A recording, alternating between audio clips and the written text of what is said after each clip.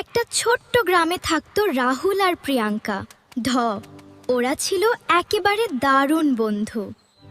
প্রতিদিন ওরা একসাথে স্কুলে যেত, গল্প করত আর মজা করত। একদিন ক্লাসে স্যার বললেন, আজ হবে ছবি আঁকার প্রতিযোগিতা। আরে, আমি তো ভালো আঁকতে পারি না, আমি কি পারবো? অবশ্যই পারবে, তুমি চেষ্টা করলে সব হয়। এই শোন, ভয় পাস না, তুই একদম পারবি।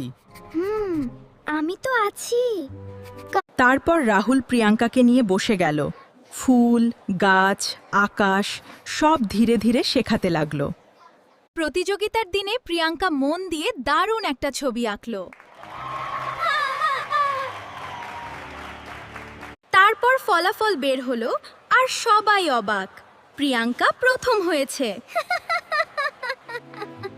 সত্যিকারের বন্ধু সব সময় পাশে থাকে আর একে অপরকে এগিয়ে যেতে সাহায্য করে।